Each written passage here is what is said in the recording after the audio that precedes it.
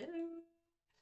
De la petite fille soumise à la femme déterminée.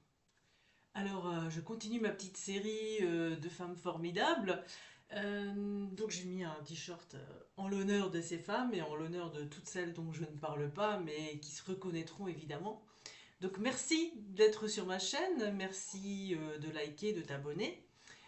Sur cette chaîne où je parle des femmes, des vies de femmes, des cycles de vie de femmes, des cycles de vie des hommes aussi, des relations avec les hommes.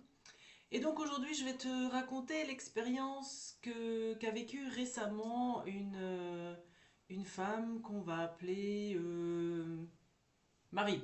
Allez. Donc Marie est une femme hypersensible, fille unique de parents très exigeants. Depuis toujours, elle porte l'injonction explicite, mais aussi implicite, d'être une gentille fille. Je pense que pas mal vont pouvoir se reconnaître. Et cette fille idéale, docile, parfaite. Oui, mais Marie se sent en rébellion depuis longtemps. Elle sent qu'elle n'est pas celle que l'on souhaite qu'elle soit, qu'elle a besoin d'exister par elle-même et pour elle-même.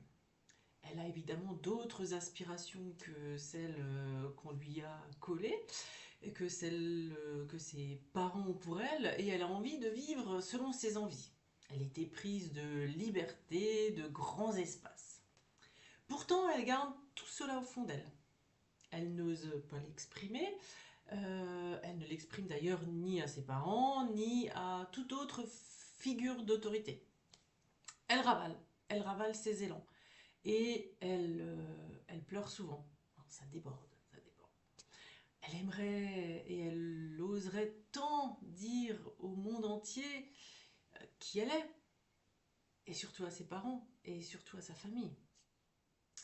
Et puis arrive un jour qui aurait pu être un jour comme les autres, où elle aurait pu ravaler, mais c'est le jour qui va devenir le premier jour du reste de sa vie.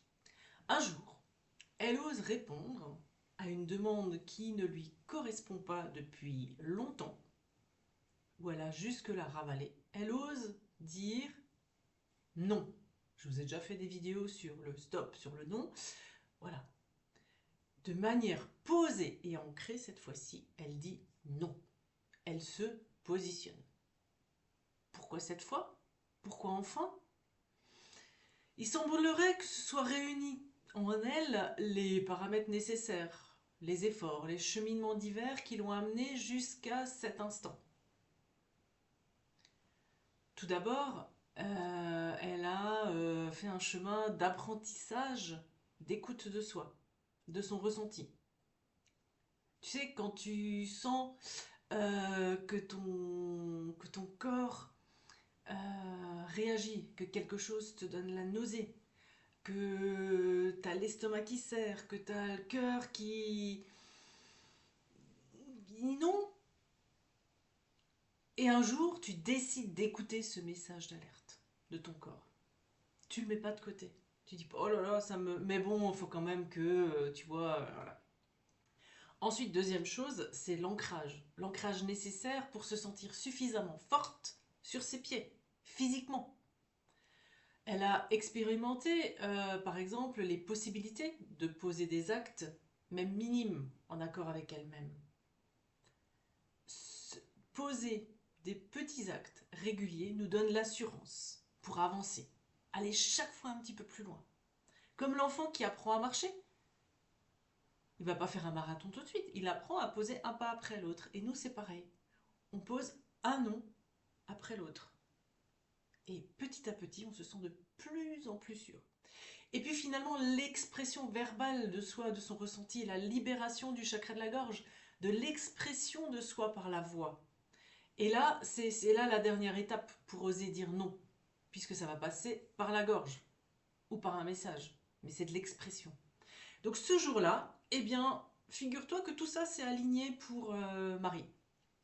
Elle a vécu là cette grande victoire pour elle, d'oser dire non, d'oser dire stop à un fonctionnement qui ne lui convenait pas depuis une bonne cinquantaine d'années, qui lui prenait son énergie, qui provoquait en elle de la colère, de la tristesse, des éruptions cutanées.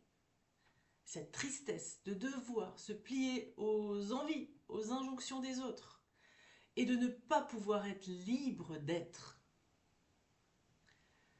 Cette fois, elle a contacté beaucoup de joie.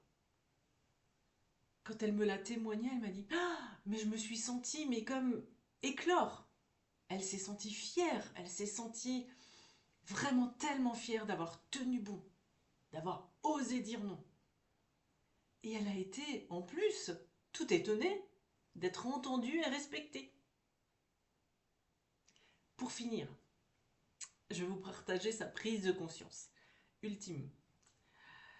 Et c'est vrai qu'on crée sa propre réalité. Parce qu'à partir du moment où je me suis positionnée et que c'était vraiment vrai, eh bien, les autres se sont alignés avec moi. Donc, je lui dédie cette vidéo. J'ai vu une magnifique femme qui s'affirme dans sa posture intérieure équilibrée.